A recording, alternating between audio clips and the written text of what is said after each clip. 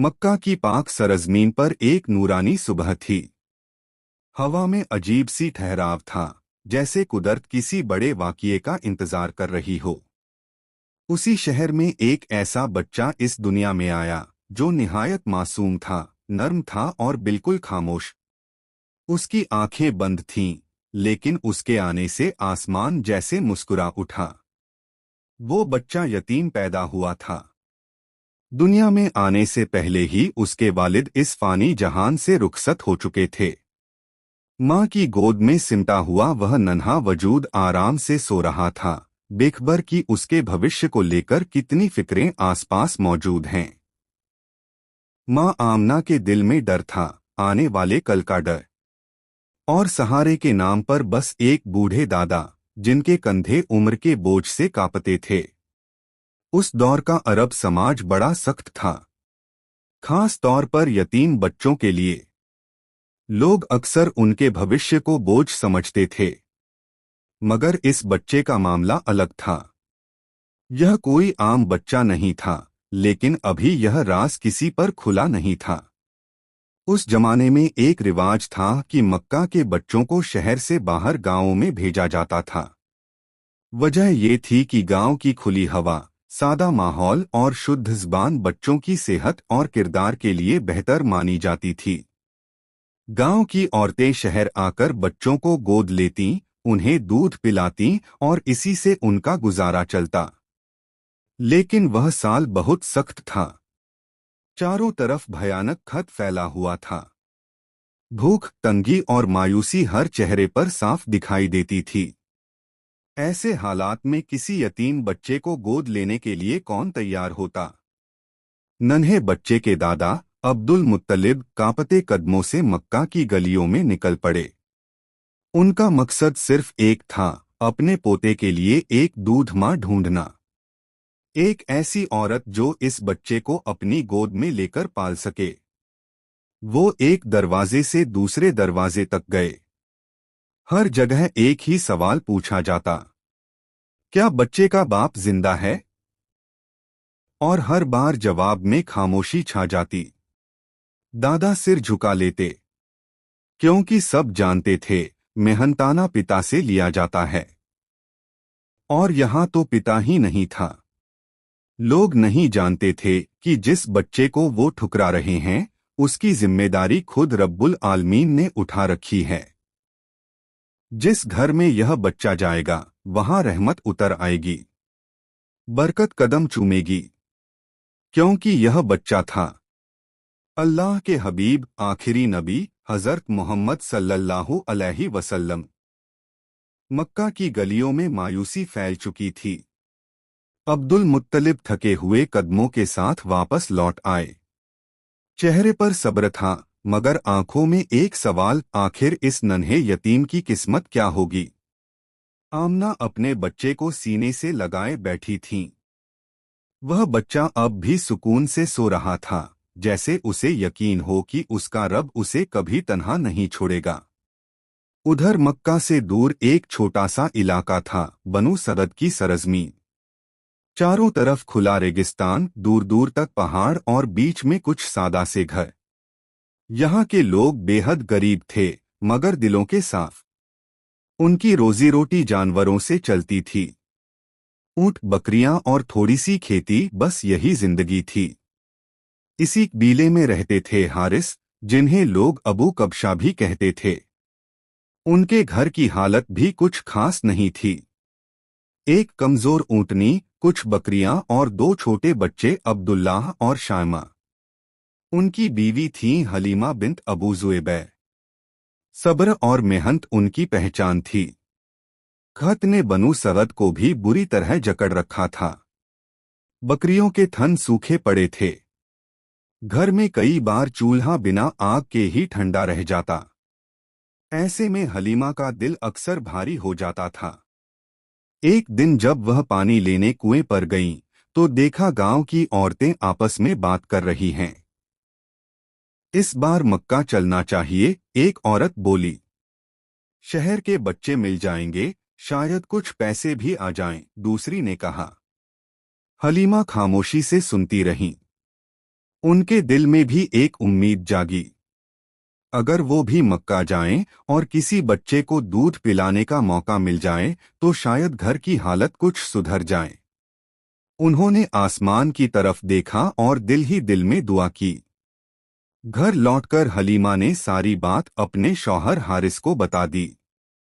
हारिस कुछ देर सोचते रहे, फिर नरमी से बोले, अगर तुम्हारा दिल कहता है तो जाओ। अल्लाह बेहतर जानता है कि हमारे लिए क्या अच्छा है। यह फैसला मामूली लग रहा था, मगर हकीकत में यह एक ऐसी राह थी जो उनकी पूरी जिंदगी बदलने वाली थी।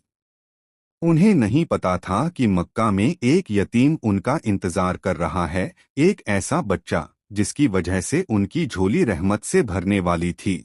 बच्चों के लिए थोड़ी सी सूखी रोटी बांधी।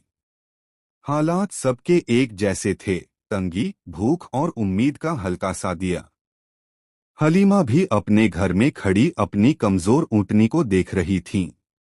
वह जानती थीं कि यह सफर आसान नहीं होगा, मगर दिल में एक अजीब सी तसल्ली थी। हारिस ने सफर से पहले अपने बच्चों को गले लगाया।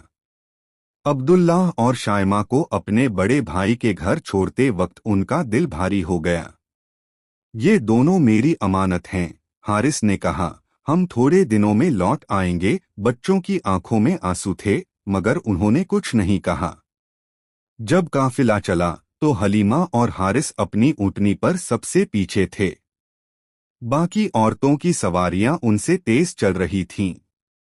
कुछ ने मुड़कर तंज भी कसे। हलीमा, तुम्हारी ऊँटनी तो बिल्कुल थक चुकी है, कहीं रास्ते में बैठ न जाए। हलीमा ने जवाब नहीं दिया। उन्होंने बस अल्लाह पर भरोसा रखा और धीरे धीरे आगे बढ़ती रहीं।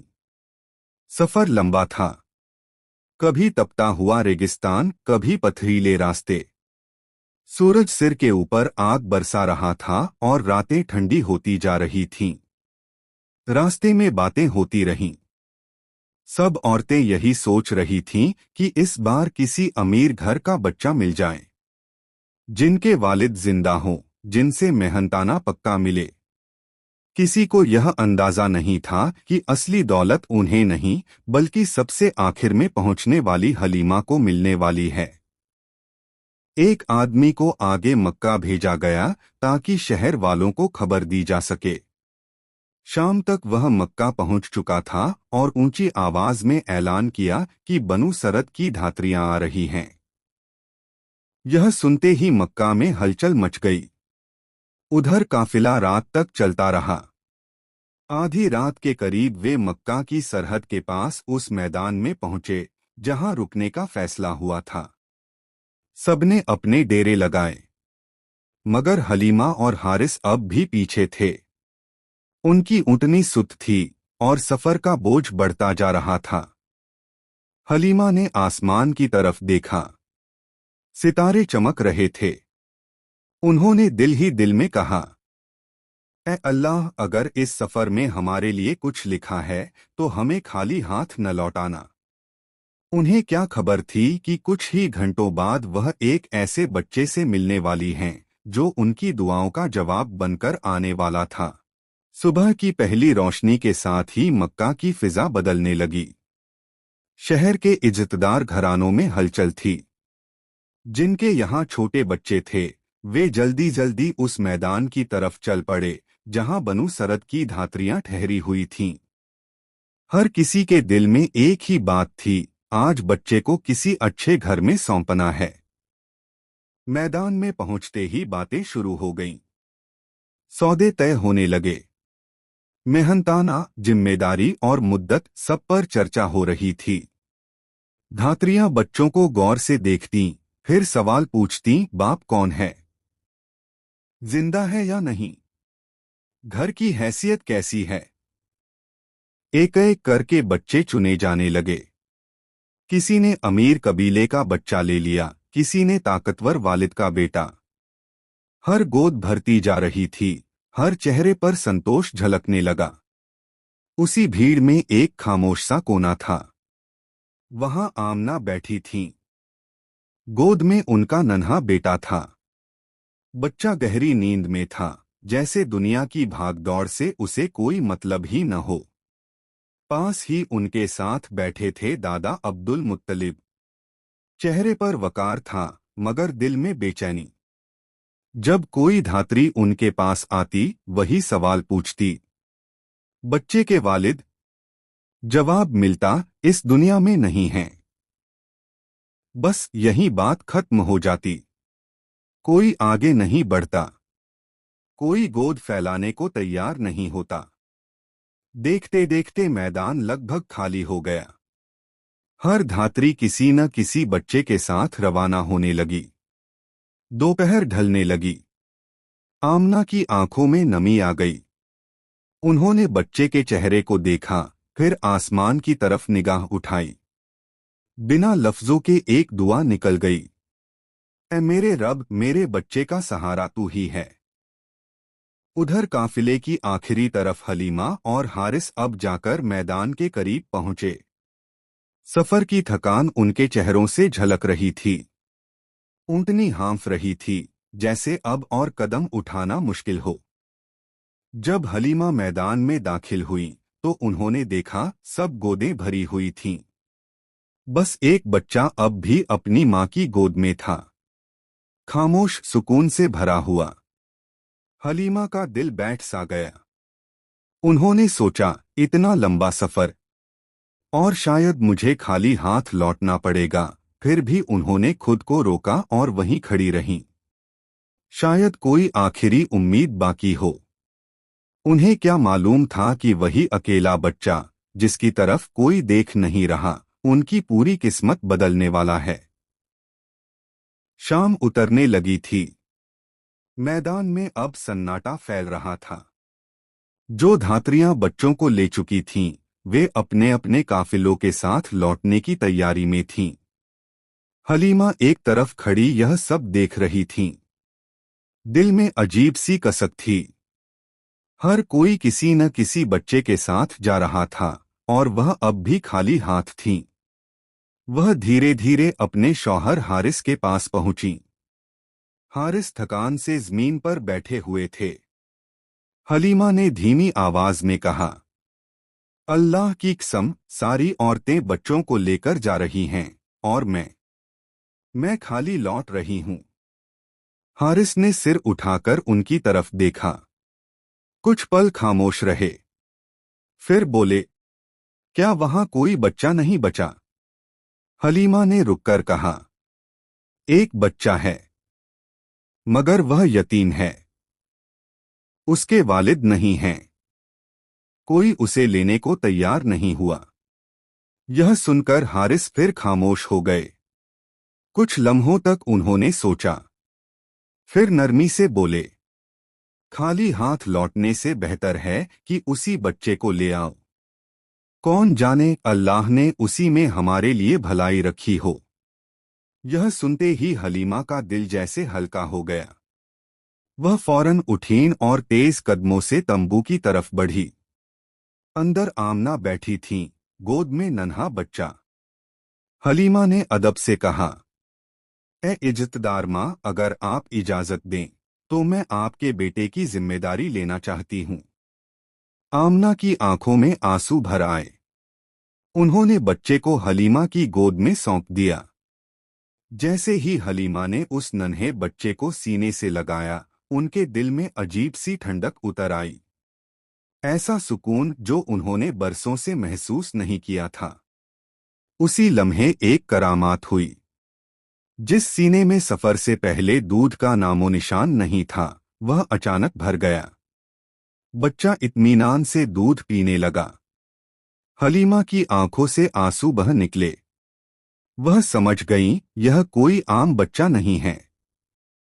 यह थे मोहम्मद सल्लल्लाहु अलैहि वसल्लम। रात गहराने लगी। काफिला लौटने के लिए तैयार हो चुका था। हलीमा और हारिस आखिरी कतार में थे। उनके साथ वही कमजोर ऊँटनी थी, जो मक्का आते वक्त सबसे पीछे रह गई थी। लेकिन अब हालात बदलने वाले थे। मक्का की सरहद पीछे छूट चुकी थी। धात्रियों का काफिला रेगिस्तान की खुली राह पर आगे बढ़ रहा था। रात का सन्नाटा हर तरफ पसरा हुआ था। ऊपर चांद सफर को रोशन कर रहा था और नीचे रेत ठंडी होने लगी थी। हलीमा अपने सीने से नन्हे मोहम्मद सल्लल्लाहु अलैहि वसल्लम को लगाए बैठी थीं। बच्चा पूरे सुकून में था, जैसे लंबा सफर उसे थका ही न रहा हो। हारिस बार बार अपनी ऊँटनी की तरफ देख रहे थे। वही ऊँटनी जो मक्का आते वक्त बेहद कमजोर थी, अब कुछ अलग ही लग रही थी। आधी रात के करीब काफिला एक जगह ठहरा। सबने आराम के लिए डेरे लगाए। हारिस यूं ही ऊँटनी के पास पहुंचे। अचानक वे ठिठक गए।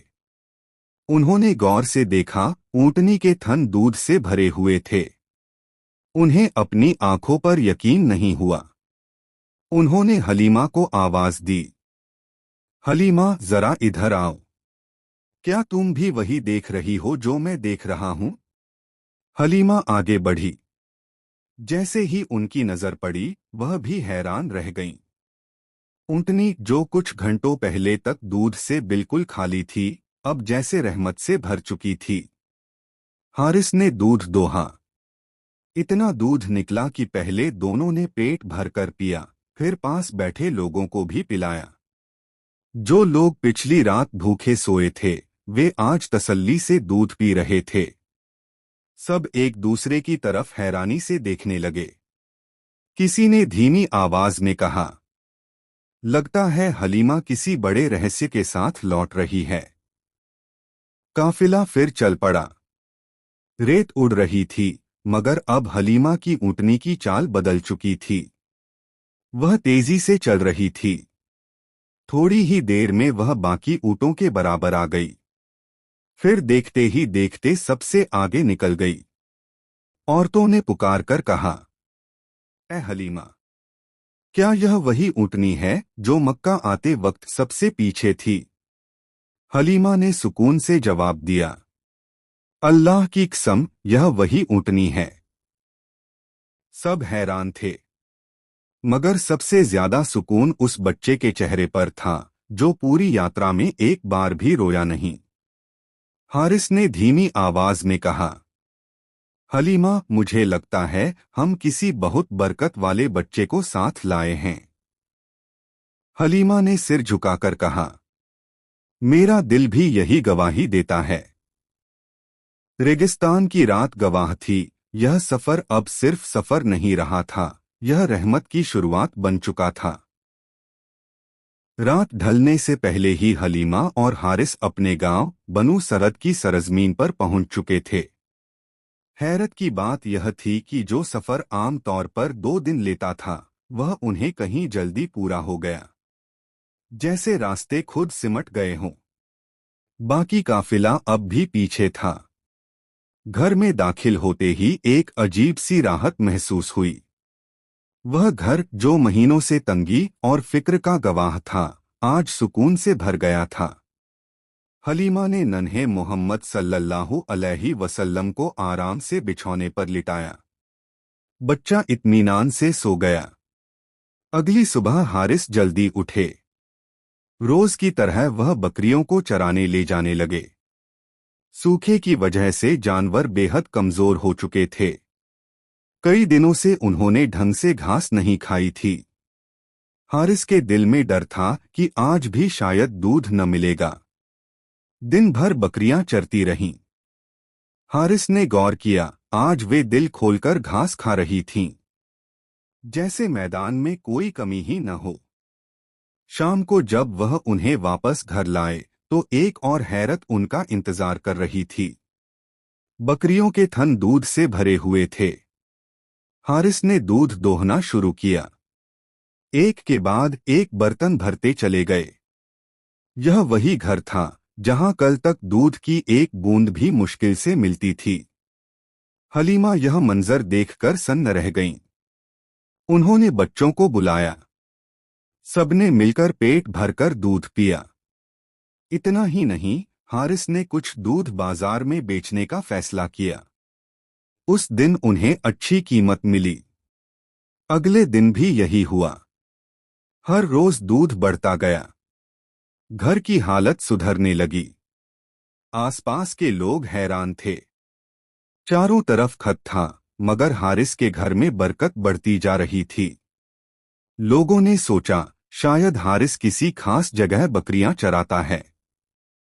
उन्होंने अपने जानवर भी उसी मैदान में भेजे, लेकिन नतीजा वही रहा।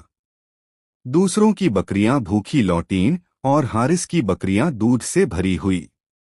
तब सब समझ गए, यह बरकत किसी मैदान की नहीं थी। यह सब उस बच्चे की वजह से था, जो खामोशी से इस घर में मौजूद था। नन्हे मोहम्मद सल्लल्लाहु अलैहि वसल्लम की मौजूदगी ही इस घर के लिए रहमत बन चुकी थी। हलीमा जब उन्हें देखती तो दिल से यही कहती, यह बच्चा सिर्फ हमारा नहीं, किसी बड़े मकसद के लिए भेजा गया है। दिन बीतते गए और बनु सदद का वह घर, जो कभी तंगी की मिसाल था, अब सुकून की पहचान बनने लगा। हलीमा हर रोज नन्हे मोहम्मद सल्लल्लाहु अलैहि वसल्लम को देखती तो दिल शुक्र से भर जाता। वह बच्चा अजीब सी गंभीरता लिए रहता, न बेवजह रोना, न किसी को तकलीफ देना, जैसे खामोशी ही उसकी ज़बान हो। हलीमा का सीना हमेशा दूध से भरा रहता। उनके अपने बेटे अब्दुल्लाह और दूध भाई मोहम्मद सल्लल्लाहु अलैहि वसल्लम दोनों तसल्ली से दूध पीते। यह बात हलीमा को बार बार हैरान करती। वह अक्सर कहती, ए हारिस, यह बच्चा हमारे घर में नहीं आया, बल्कि रहमत बनकर उतरा है। हारिस भी हर रोज इस बात की गवाही देते। जब वह बकरियों को चराने ले जाते तो देखते कि जहां औरों के जानवर कमजोर हो रहे हैं, वहीं उनकी बकरियां पहले से ज्यादा तंदुरुस्त होती जा रही हैं। दूध बढ़ता जा रहा था, बरकत थमने का नाम नहीं ले रही थी। नन्हे मोहम्मद सल्लल्लाहु अलैहि वसल्लम की परवरिश कुछ अलग ही थी। वह बहुत कम उम्र में ही सीधा बैठने लगे। उनकी आंखों में एक गहरी समझ दिखाई देती, जैसे वह आसपास की दुनिया को आम बच्चों की तरह नहीं, बल्कि किसी और नजर से देख रहे हों। शायमा अपने इस छोटे से दूध भाई से बहुत मोहब्बत करती थी। वह जब भी बाहर खेलने जाती, बार बार पीछे मुड़कर देखती कि वह सुरक्षित हैं या नहीं। हलीमा भी उन्हें कभी अकेला नहीं छोड़ती। दिल में हर वक्त एक हल्की सी चिंता रहती, यह बच्चा उन्हें अल्लाह की तरफ से अमानत जो लगा। कभी कभी हलीमा रात को उठती और सोते हुए बच्चे के चेहरे को देखती। उस चेहरे पर ऐसी शांति होती कि हलीमा की आंखों से आंसू बह निकलते। वह दुआ करती, ए अल्लाह, जिस तरह तूने इसे हमारे घर में बरकत बनाया है, इसे हर बुराई से महफूज रखना। गांव के लोग भी अब इस बच्चे पर गौर करने लगे थे। कुछ कहते, हलीमा का घर बदल गया है, तो कुछ कहते, यह बच्चा जरूर किसी बड़े काम के लिए आया है। लेकिन असल बात अभी सामने आनी बाकी थी। आने वाले दिनों में एक ऐसा वाकया होने वाला था, जो हलीमा के दिल में हमेशा के लिए नक्श हो जाने वाला था। वक्त अपनी रफ्तार से गुजरता रहा। नन्हे मोहम्मद सल्लल्लाहु अलैहि वसल्लम अब कुछ बड़े हो चुके थे। उनकी चाल ढाल, उनका उठना बैठना, सब कुछ आम बच्चों से अलग था। वह बहुत कम उम्र में ही साफ बोलने लगे थे। उनके अल्फाज छोटे होते, मगर असर गहरा होता। हलीमा उन्हें दिलोजान से चाहती थीं। कभी उन्हें आंखों से ओझल नहीं होने देती। अगर जरा सी देर के लिए वह नजर न आते तो हलीमा का दिल घबरा उठता। वह बार बार कहती, यह बच्चा अल्लाह की अमानत है, इसे यूं ही नहीं छोड़ा जा सकता। एक दिन दोपहर के वक्त अब्दुल्लाह और शायमा बकरियां लेकर चरागाह की तरफ गए। मोहम्मद सल्लल्लाहु अलैहि वसल्लम भी उनके साथ थे। मौसम गर्म था, मैदान सुनसान और हवा बोझिल। कुछ देर बाद अचानक अब्दुल्लाह और शायमा घबराए हुए दौड़ते हुए घर की तरफ आए। अम्मा जान, शायमा हांफते हुए बोली, जंगल से एक शेर आ गया है। वह हमारी एक बकरी उठा ले गया। यह सुनते ही हलीमा का दिल बैठ सा गया। खत के दिनों में एक बकरी का जाना बहुत बड़ा नुकसान था, मगर माल से बढ़कर जान का डर था। अगर शेर आसपास मंडरा रहा है तो बच्चों का वहां रहना खतरनाक हो सकता था। हलीमा कुछ कह पाती उससे पहले ही मोहम्मद सल्लल्लाहु अलैहि वसल्लम ने मजबूती से कहा, अम्मा जान चलिए, हम अपनी बकरी वापस लाएंगे, अल्लाह हमारे साथ है। हलीमा हैरान रह गईं। इतनी छोटी उम्र और इतनी पक्की बात। उन्होंने डरते हुए कहा, नहीं बाबा, शेर बहुत खतरनाक होता है। लेकिन मोहम्मद सल्लल्लाहु अलैहि वसल्लम के चेहरे पर न डर था न हिचक, बस यकीन था। आखिरकार हलीमा बच्चों के साथ चरागाह की तरफ चल पड़ी। दिल कांप रहा था, मगर अंदर कहीं यह एहसास भी था कि इस बच्चे के साथ कोई बुराई नहीं हो सकती। जब वे मैदान के पास पहुंचे तो मोहम्मद सल्लल्लाहु अलैहि वसल्लम आगे बढ़े। उनकी आवाज में अजीब सी ताकत थी जब उन्होंने पुकारा, ऐ जंगल के शेरों, बाहर आओ। हमारी बकरी क्यों ले गए हो? हलीमा की सांसें थम गईं। झाड़ियों में हलचल हुई और आगे जो होने वाला था वह हलीमा की जिंदगी का सबसे हैरतंगेज मंजर बनने वाला था। जंगल की झाड़ियों में हलचल तेज हो गई। हवा जैसे अचानक भारी हो गई हो। हलीमा ने घबराकर बच्चों को अपने पीछे करने की कोशिश की, मगर मोहम्मद सल्लल्लाहु अलैहि वसल्लम एक कदम भी पीछे नहीं हटे। वह पूरे इत्मीनान से सामने खड़े रहे। थोड़ी ही देर में झाड़ियों से एक के बाद एक शेर बाहर आए। उनका रौब ऐसा था कि दिल दहल जाए। सबसे आगे वह शेर था जिसके मुंह में वही खोई हुई बकरी थी। हलीमा की आंखों के सामने अंधेरा सा छा गया। वह कांपती आवाज में दुआ पढ़ने लगी। लेकिन मोहम्मद सल्लल्लाहु अलैहि वसल्लम के चेहरे पर जरा भी डर नहीं था। उनकी आंखों में सख्ती नहीं बल्कि अजीब सा जलाल था। उन्होंने मजबूत आवाज में कहा, तुम्हें हमारी बकरी उठाने की इजाजत किसने दी? यह सुनते ही वह शेर रुक गया। फिर ऐसा मंजर सामने आया जो अक्ल से परे था। शेर ने फौरन बकरी को जमीन पर रख दिया। उसका सिर झुक गया जैसे वह किसी बड़े हुक्म के सामने खड़ा हो। फिर शेर ने ऐसी बात कही जिसे सुनकर हलीमा की रूह कांप उठी। या मोहम्मद, हमें माफ कर दीजिए। हमने किसी को नुकसान पहुंचाने का इरादा नहीं किया। हम तो सिर्फ आपके दीदार की ख्वाहिश में यह बकरी ले गए थे ताकि आप यहाँ आएं। यह सुनते ही हलीमा की आंखों से आंसू बहने लगे। उनके दिल में अब कोई शक बाकी नहीं रहा। यह बच्चा सिर्फ इंसानों का नहीं बल्कि कुदरत की हर मखलूक का भी जाना पहचाना था।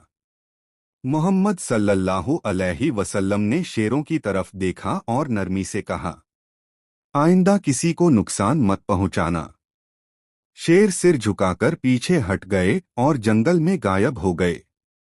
मैदान फिर से खामोश हो गया, जैसे कुछ हुआ ही न हो। हलीमा घुटनों के बल बैठ गईं। उन्होंने बच्चे को सीने से लगा लिया। रोते हुए कहा, ऐ मेरे रब, तू गवाह है, मैंने आज अपनी आंखों से तेरी कुदरत देख ली।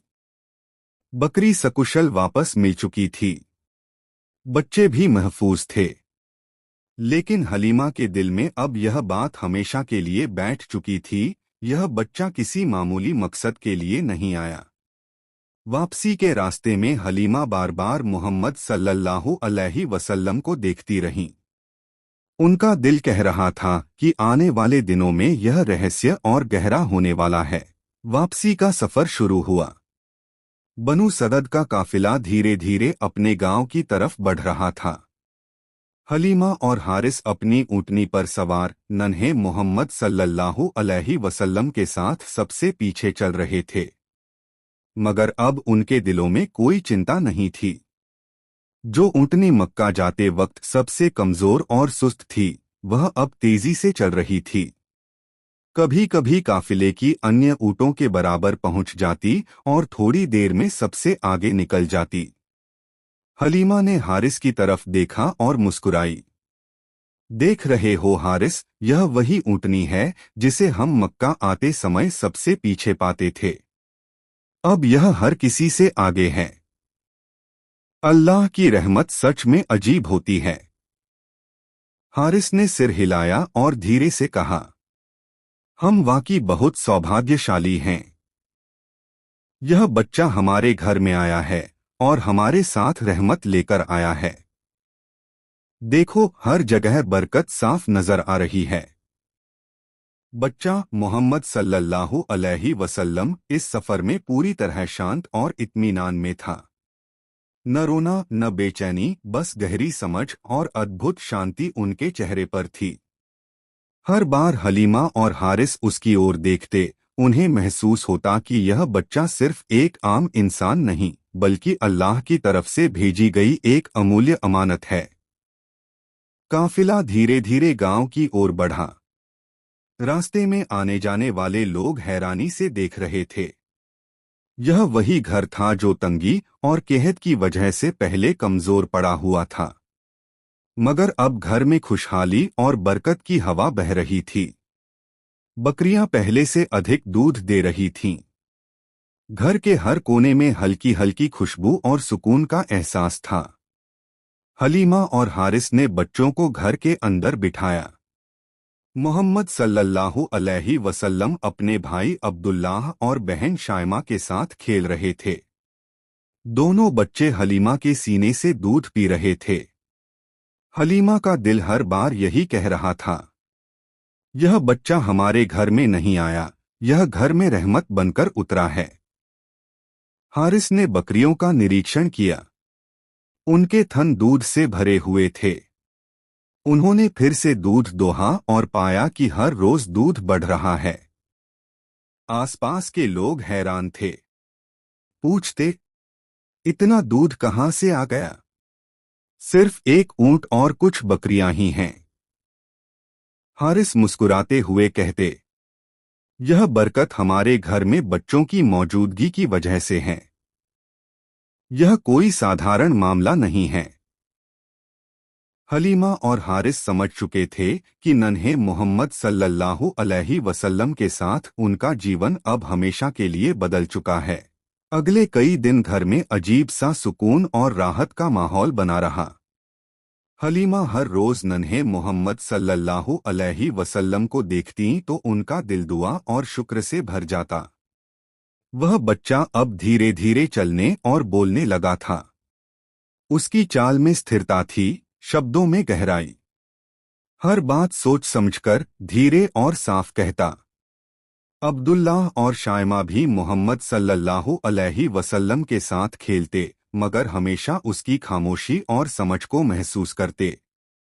कभी कभी शायमा पूछती, अम्मा, वह इतना शांत क्यों रहता है? कभी रोता नहीं। क्या यह कोई जादू है? हलीमा मुस्कुराती और कहती, यह जादू नहीं है, यह अल्लाह की रहमत है। वह बच्चा हमारे घर में बरकत लेकर आया है। जो कुछ भी तुम देख रही हो, सब उसकी मौजूदगी की वजह से है। हारिस भी अपने कामों में व्यस्त रहते। बकरियों का ध्यान रखते, घास चराने ले जाते और रोजाना दूध बाजार में बेचते।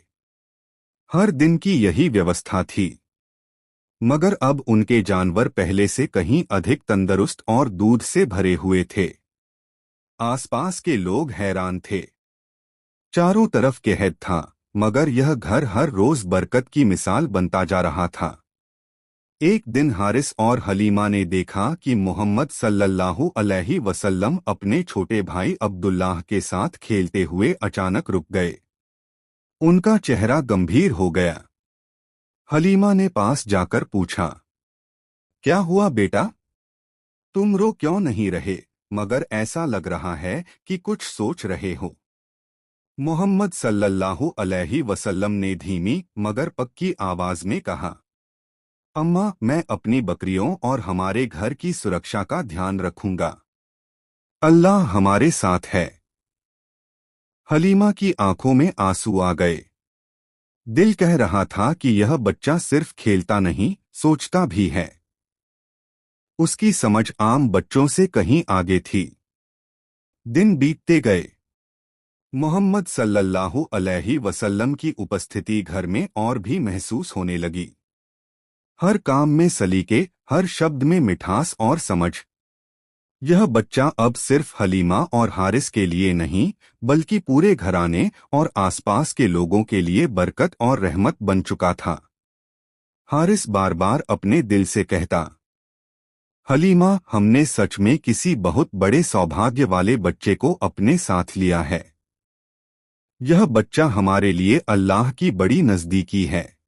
हलीमा सिर झुकाकर जवाब देती, सच है। हर कदम पर हमें इसका असर महसूस होता है। यह बच्चा हमारे घर की तंगी और फिक्र को खुशी और सुकून में बदल रहा है। अब घर में हर सुबह, हर शाम, हर पल मोहम्मद सल्लल्लाहु अलैहि वसल्लम की मौजूदगी से रोशनी और शांति फैल रही थी। कुछ महीने और बीत गए। नन्हे मोहम्मद सल्लल्लाहु अलैहि वसल्लम अब अपनी छोटी छोटी आदतों और कामों में नज़ाकत और समझ दिखाने लगे थे। उनका हर कदम, हर हाव भाव घर के वातावरण को बदल देता। अब्दुल्ला और शायमा भी धीरे धीरे यह महसूस करने लगे कि उनके साथ खेलने वाला यह बच्चा कोई आम बच्चा नहीं है। एक दिन हलीमा ने देखा कि मोहम्मद सल्लल्लाहु अलैहि वसल्लम अकेले बैठकर आसपास के वातावरण को निहारा रहे हैं। उनके छोटे हाथों में एक डंडी थी, मगर उनकी नजरें इतनी गंभीर और स्थिर थीं कि हलीमा चुपचाप उनकी तरफ बैठ गई। बेटा, तुम क्या सोच रहे हो? हलीमा ने पूछा।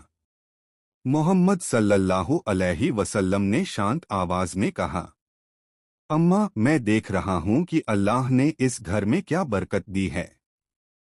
यह घर अब पहले जैसा नहीं रहा। जो तंगी और फिक्र थी, वह खत्म हो चुकी है। अब सब सुरक्षित और खुश हैं। हलीमा के दिल में अजीब सी गर्माहट फैल गई। यह शब्द इतने छोटे बच्चे के लिए असामान्य थे। उसने धीरे से कहा, सच में बेटा, अल्लाह ने हमें तुझसे बड़ी नजदीकी दी है। तू हमारे लिए अमानत से भी बढ़कर है। उस दिन के बाद मोहम्मद सल्लल्लाहु अलैहि वसल्लम और भी सक्रिय हो गए।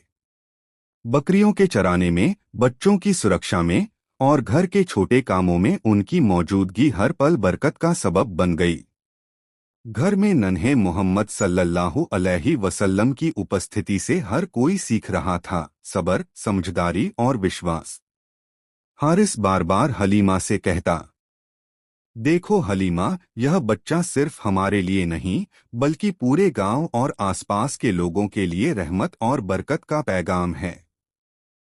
हलीमा सिर हिलाकर मुस्कुराती और कहती, सच है, हर कदम पर इसकी मौजूदगी घर और हमारे दिलों में शांति और उम्मीद भर रही है। यह बच्चा किसी आम इंसान की तरह नहीं है, बल्कि अल्लाह की तरफ से भेजी गई सबसे बड़ी अमानत है। अब घर का हर दिन, हर काम मोहम्मद सल्लल्लाहु अलैहि वसल्लम के साथ गुजरता। उनकी समझ और शांत स्वभाव ने घर और परिवार की छोटी छोटी परेशानियों को हल कर दिया। जो घर कभी तंगी और फिक्र का गवाह था, अब हर तरफ खुशियों और बरकत से भर गया। यह तैयार कर रहा था रास्ता उस समय के लिए जब यह बच्चा न केवल अपने परिवार बल्कि पूरी कौम के लिए मिसाल बनेगा। समय बीतता गया। नन्हे मोहम्मद सल्लल्लाहु अलैहि वसल्लम अब 2 साल के हो चुके थे। उनकी चाल ढाल, बोलने की आदतें और व्यवहार हर किसी के लिए अद्भुत बन चुके थे। वह धीरे धीरे अपने आसपास के माहौल को बदलने लगे। घर का हर कोना उनकी मौजूदगी से रोशन लगता। हलीमा और हारिस अब पूरी तरह समझ चुके थे कि यह बच्चा कोई आम बच्चा नहीं। उनकी मुस्कान, उनकी बातें, उनका शांत स्वभाव, सब कुछ घर में खुशियों और बरकत की वजह बन रहा था। हलीमा हर रोज बच्चों को देखती और अपने दिल में कहती, यह बच्चा हमारी जिंदगी की सबसे बड़ी रहमत है। अल्लाह ने इसे हमारे घर में भेजकर सब दुख दर्द दूर कर दिया। मोहम्मद सल्लल्लाहु अलैहि वसल्लम अब अपने भाई अब्दुल्लाह और बहन शायमा के साथ खेलते, मगर हर काम में समझ और संयम दिखाते। कभी बेवजह नहीं रोते, न किसी को परेशान करते। घर में जो भी हलचल होती, वह उसमें सुकून और स्थिरता लाते। एक दिन जब बकरियों का चरागाह देखा गया, तो हलीमा और हारिस ने महसूस किया कि हर जगह बरकत फैल गई थी। बकरियां पहले से अधिक दूध दे रही थीं। घर का हर कोना खुशियों और तसल्ली से भर गया था। आसपास के लोग यह देखकर हैरान थे। हारिस ने मुस्कुराते हुए कहा, हलीमा, इस बच्चे ने हमारे घर को न केवल सुरक्षित बनाया है, बल्कि हर तरफ बरकत और खुशियों का पैगाम फैला दिया है। हलीमा ने सिर झुकाकर कहा, सच है। यह बच्चा हमारे लिए अमानत से भी बढ़कर है। हर कदम पर उसकी मौजूदगी हमें अल्लाह की रहमत की याद दिलाती है। अब नन्हे मोहम्मद सल्लल्लाहु अलैहि वसल्लम का हर दिन एक नई मिसाल बन गया। जो घर कभी तंगी, फिक्र और कठिनाइयों का शिकार था, अब बरकत, सुख और आशाओं का केंद्र बन चुका था। हलीमा, हारिस, अब्दुल्लाह और शायमा सब मिलकर नन्हे मोहम्मद सल्लल्लाहु अलैहि वसल्लम के साथ हर दिन अल्लाह का शुक्र अदा करते। यह बच्चा, जो कभी अकेला और यतीम था, अब पूरे घर और गांव के लिए रहमत और बरकत की वजह बन चुका था। इस तरह नन्हे मोहम्मद सल्लल्लाहु अलैहि वसल्लम ने अपनी छोटी उम्र से ही घर और समाज में खुशहाली, बरकत और सुकून का पैगाम फैलाया। अल्लाह की तरफ से भेजी गई यह अमानत हमेशा के लिए हलीमा और हारिस के घर में रहमत की निशानी बन गई। कहानी यही खत्म होती है। अल्लाह हाफिज। पत्थरों और सूखी हवाओं के बीच बसा हुआ इलाका था खरदान। यहाँ जमीन इतनी सख्त थी कि बीज डालने से पहले दुआ डालनी पड़ती थी।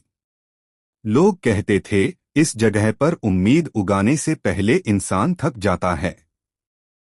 इसी इलाके की एक टूटी सी बस्ती में रहता था एक मामूली मजदूर रशीद।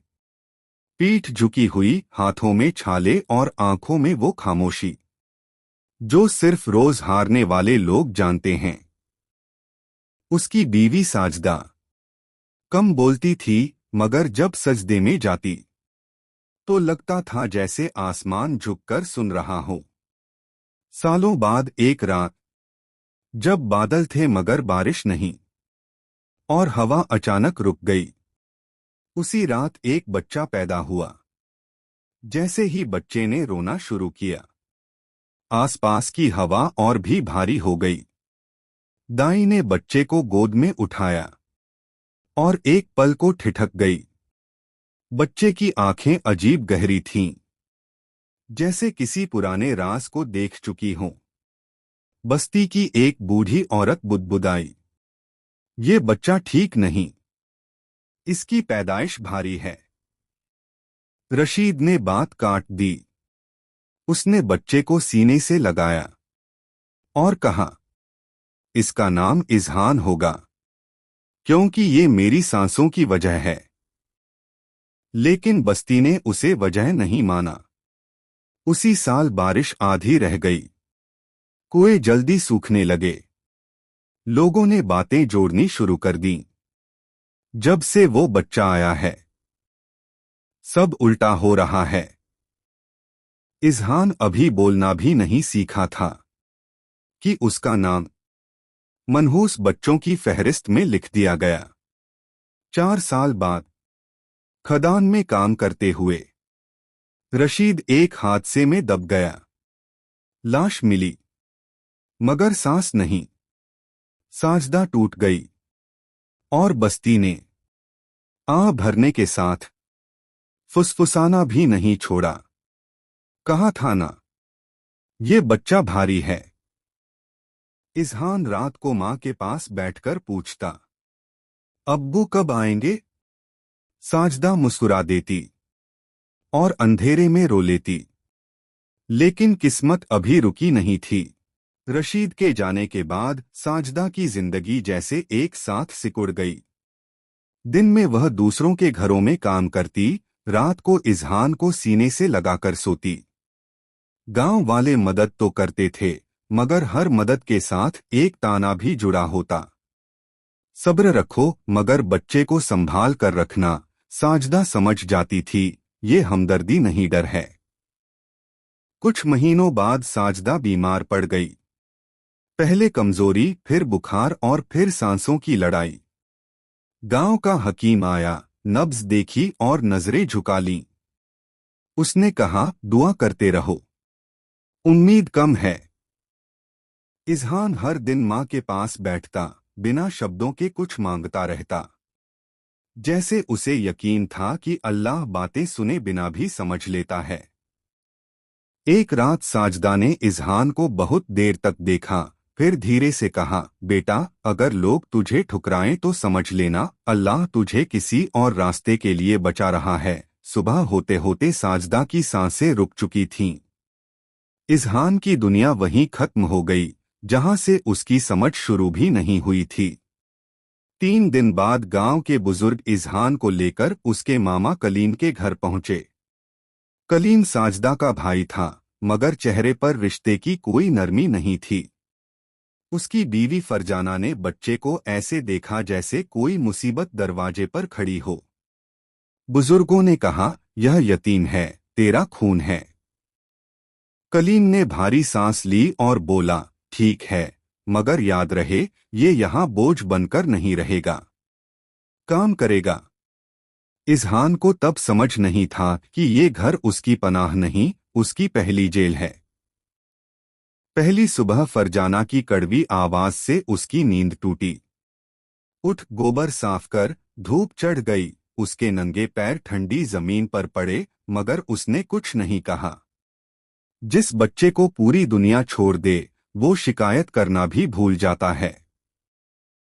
दिन गुजरते गए, कभी रोटी कम, कभी गाली ज्यादा। कलीम सब देखता था, मगर खामोश रहता। कभी कभी गुस्से में हाथ भी उठा देता और हर बार एक ही बात कहता, यतीम की जुबान लंबी नहीं होती। इजहान दूर से बच्चों को स्कूल जाते देखता, किताबें कंधों पर और सपने आंखों में। उसके दिल में जलन नहीं होती थी, बस एक सवाल उठता था, क्या मैं पढ़ने लायक नहीं हूँ? और उसी सवाल के साथ उसकी चुप्पी और गहरी होती चली गई। इजहान के दिन अब सूरज से पहले शुरू होते और अंधेरे में खत्म होते थे। फरजाना के लिए वह बच्चा नहीं था, बस एक ऐसा साया था जिस पर गुस्सा उतारा जा सके।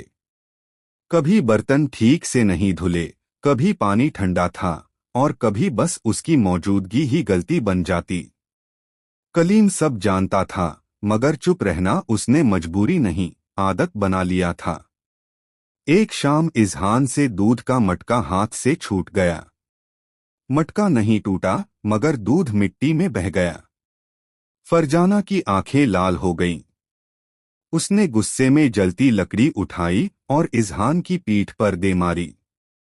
दर्द तेज था, मगर इजहान की चीख अंदर ही कहीं दब गई। वह जानता था, आवाज उठाना यहाँ और सजा बुलाने जैसा है। उस रात उसे बिना खाना दिए एक अंधेरी कोठरी में बंद कर दिया गया।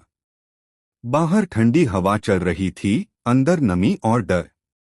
इजहान दीवार से सटकर बैठ गया। उसे अपनी माँ की बात याद आई, अगर लोग तुझे ठुकराएं तो समझ लेना अल्लाह तुझे किसी और के लिए बचा रहा है। उसने कांपते हाथों से आसमान की तरफ देखा और फुसफुसाया, या अल्लाह, अगर मैं गलत हूँ तो मुझे उठा ले, और अगर नहीं तो मुझे इतना मजबूत बना कि ये लोग मुझे तोड़ न सकें। उसी रात कोठरी की दीवार पर हल्की सी रोशनी फिसली।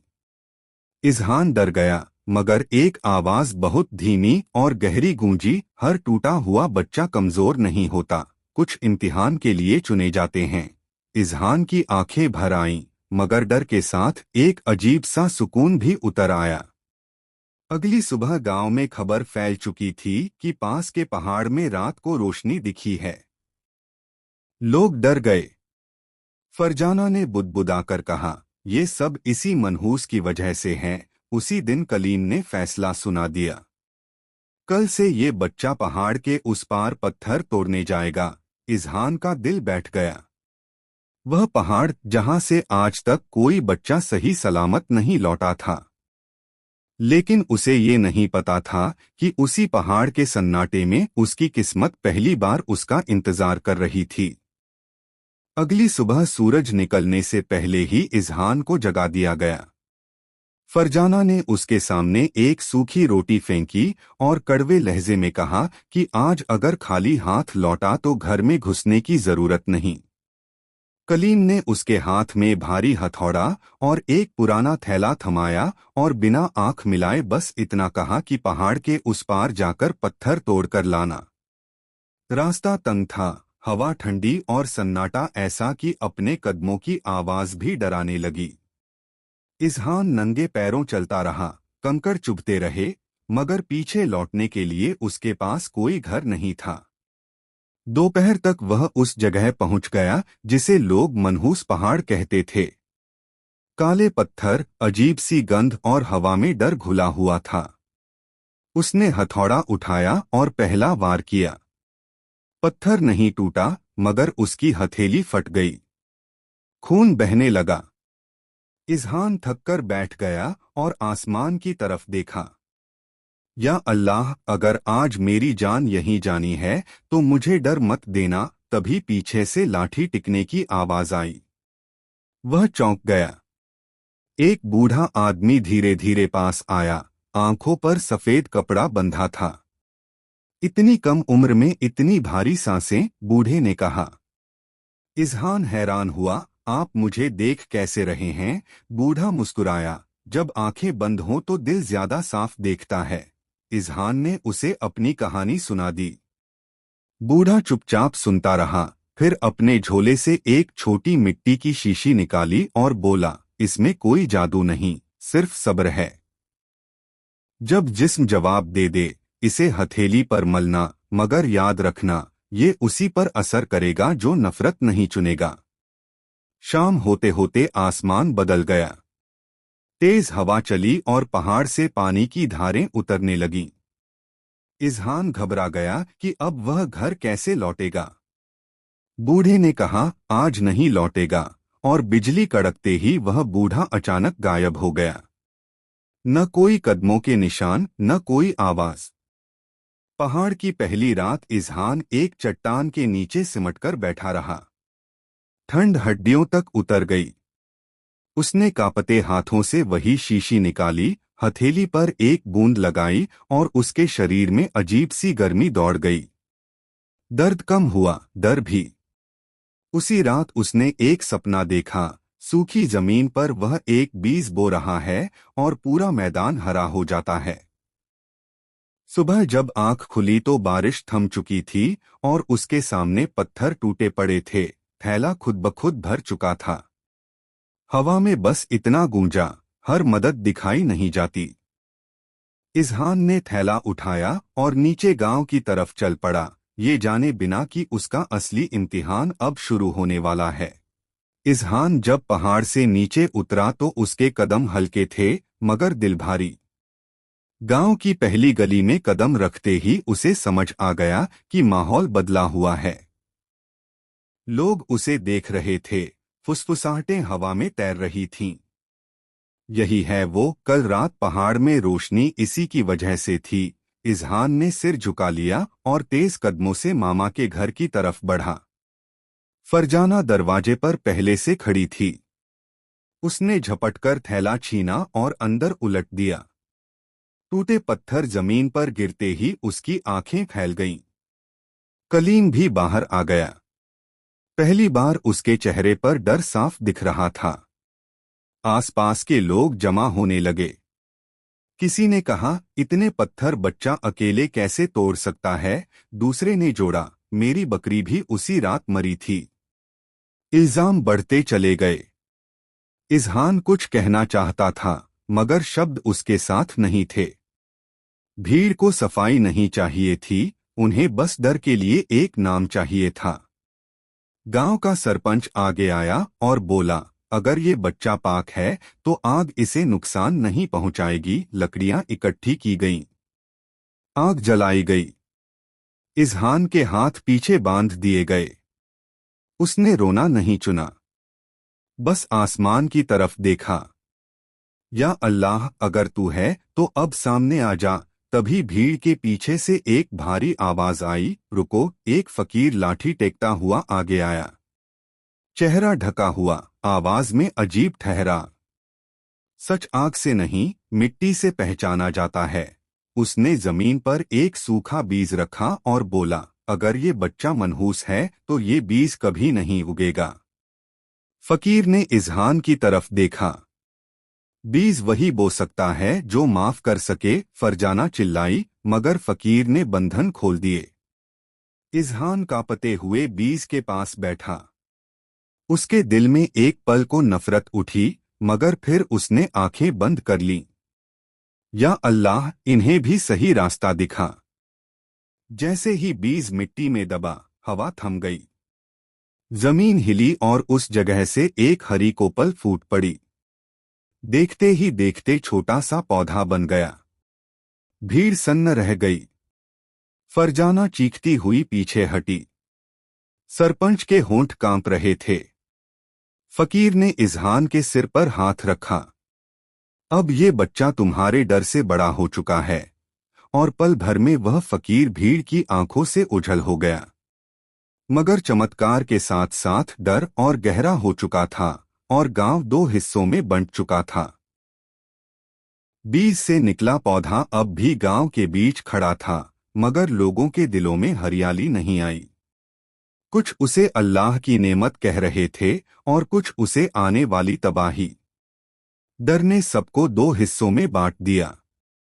कलीम चुप था, मगर उसकी खामोशी में सुकून नहीं, डर था। फरजाना की आंखों में एक ही सवाल घूम रहा था, अगर ये बच्चा जिंदा रहा तो हमारी दुनिया कैसे चलेगी। उसी रात फरजाना ने दो आदमियों को घर बुलाया। धीमी आवाज में बोली, खुला कुछ नहीं कर सकते, मगर रास्ते से हटाना जरूरी है। उसने एक छोटी शीशी निकाली और कहा कि ये बद्दुआ का अर्क है, इंसान को अंदर से सुखा देता है। अगली सुबह फरजाना ने पहली बार मीठी आवाज में इजहान को बुलाया। बेटा, दूध पी ले। इजहान चौंक गया। उसके दिल ने मना किया, मगर आदत ने उसे आगे बढ़ा दिया। जैसे ही दूध गले से उतरा, उसके सीने में आग सी लग गई। हाथ कांपने लगे और कटोरा जमीन पर गिर पड़ा। फरजाना की आंखों में चमक आ गई। मगर उसी पल इजहान की उंगलियां अपने आप कमर से बंधी उस शीशी तक पहुंच गई जो बूढ़े ने दी थी। उसने होठों पर तेल लगाया और उसके शरीर से काली भाप उठी। दर्द थम गया और सांसें सीधी हो गईं। लोग जमा हो गए। किसी ने देख लिया था कि फरजाना ने दूध में कुछ मिलाया था। भीड़ में खलबली मच गई। फरजाना चिल्लाई कि ये सब जादू है। तभी एक बहुत बूढ़ी दाई आगे आई, लाठी टेकती हुई। उसका नाम रुसाना था। उसकी आवाज कांप रही थी, मगर शब्द मजबूत थे। बस करो, ये बच्चा जादू नहीं, जवाब है। सब खामोश हो गए। दाई बोली, 20 साल पहले इसी गांव ने सूखे से बचने की दुआ मांगी थी। उसी दुआ का फल ये बच्चा है। मगर जब नेमत आई तो तुमने उसे बोझ समझ लिया। फरजाना का चेहरा पीला पड़ गया। कलीम की आंखें झुक गईं। भीड़ में एक आवाज उठी, अगर ये सच है तो इसे गांव से दूर रखना होगा। बात हवा में नहीं लटकी, फैसला बन गई। सरपंच ने भारी आवाज में कहा, आज सूरज ढलने से पहले ये बच्चा गांव की सरहद पार कर देगा। इजहान ने कोई बहस नहीं की। उसने बस एक बार उस पौधे की तरफ देखा जो उसी की तरह डर के बीच उग आया था। उसे समझ आ गया था कि गांव अब उसका घर नहीं रहा।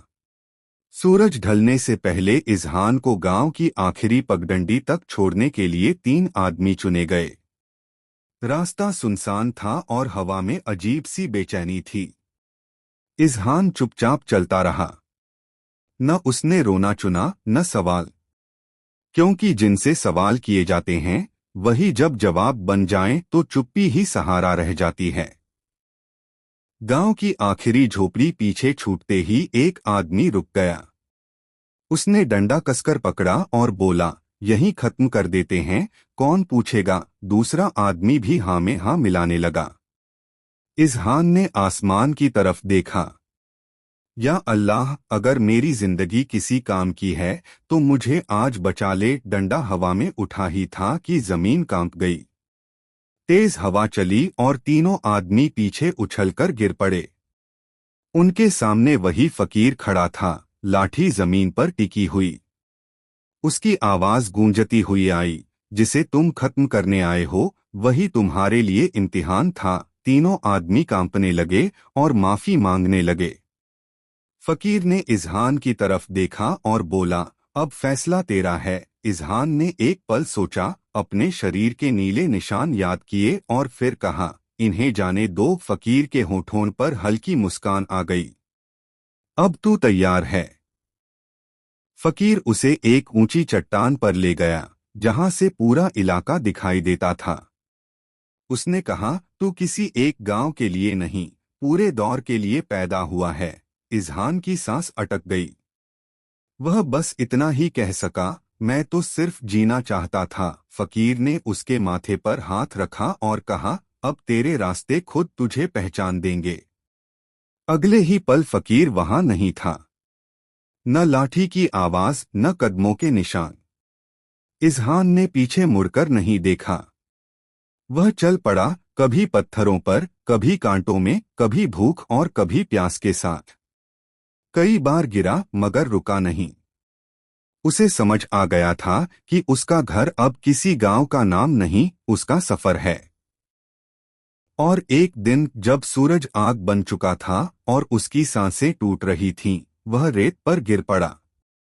आखिरी ताकत में बस इतना कहा, या अल्लाह, अगर तूने मुझे किसी मकसद के लिए बनाया है तो आज मुझे यूं मत छोड़। उसी पल दूर से घोड़ों की टापों की आवाज आई। रेत पर गिरे इज़हान की आंखें धुंधली थीं। घोड़ों की टापें पास आकर रुकीं।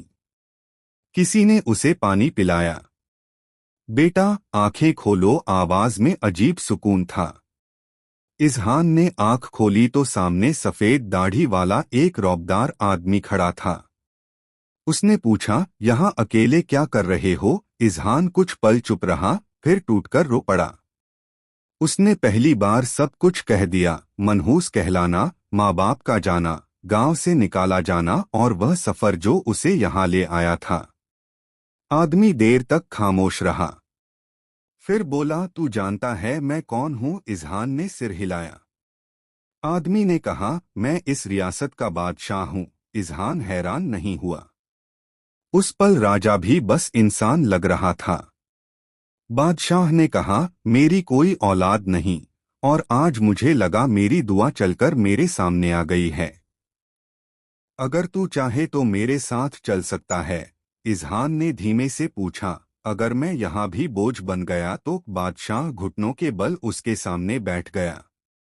जिसे दुनिया बोझ समझ ले वही अक्सर अल्लाह की सबसे भारी अमानत होता है। महल में इज़हान को खाना, कपड़े और सुरक्षा मिली, मगर आदतें आसानी से नहीं जाती।